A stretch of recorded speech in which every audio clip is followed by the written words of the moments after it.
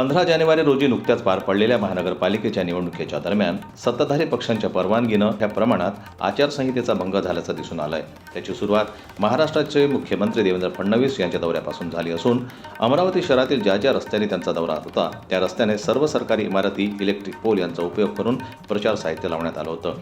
परंतु निवडणूक प्रक्रियेत सहभागी असलेल्या कोणत्याही अधिकाऱ्यांना त्याची दखल घेतली नाही किंवा कारवाई केली नाही। या विरोधात आम आदमी पक्षानं माननीय मुख्यमंत्री फडणवीस यांचा राजीनामा मागितलेला आहे।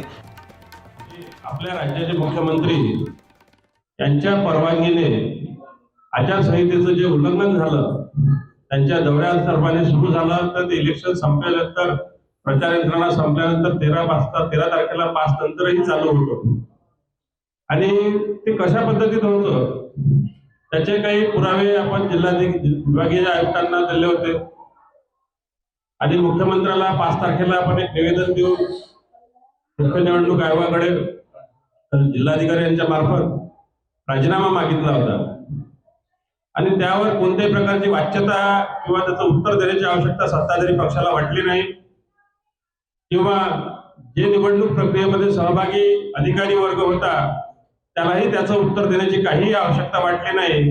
हे लोकशाहीत कितपत योग्य आहे हे आपण सगळे पत्रकार बंधू जाणतात। शहरांमध्ये विविध सरकारी मालमत्तेवर प्रचाराचे होर्डिंग, झेंडे 13 तारखेच्या प्रचारात मुदतीपूर्वी आणि त्यानंतर सुद्धा काही ठिकाणी दिसून आले। हे सर्व घडवण्याकरता संबंधित अधिकाऱ्यांनी, कर्मचाऱ्यांनी प्रत्यक्ष अप्रत्यक्ष त्यांना काही लाभ मिळत आहे का या सर्व प्रकरणाची निष्पक्ष चौकशी करण्यात यावी आणि संबंधित अधिकाऱ्यांवर आणि कर्मचाऱ्यांवर वैयक्तिक लाभाकरता किंवा दबावाखाली काम करून त्या आधारे पक्षाला किंवा कुठल्याही उमेदवाराला जो काही लाभ पोहोचत आला त्याकरता योग्य कारवाई करण्यात यावी अशी मागणी आम आदमी पक्षाकडून करण्यात आली आहे। पत्रकार परिषदेच्या माध्यमातून आम आदमी पक्षानं नागरिकांना आणि महानगरपालिकेच्या निवडणूक लढवलेल्या उमेदवाराकडे माहिती असल्यास ही होणारी लोकशाहीची हत्या थांबवण्याकरता त्यांनी आम आदमी पार्टीला ती माहिती उपलब्ध करून द्यावी असं आवाहन करण्यात आलेलं आहे।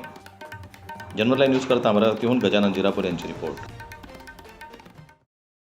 मराठी बातम्यांसाठी जनमत लाईव्हला लाईक करा, सबस्क्राईब करा आणि बेल आयकॉनला दाबायला विसरू नका।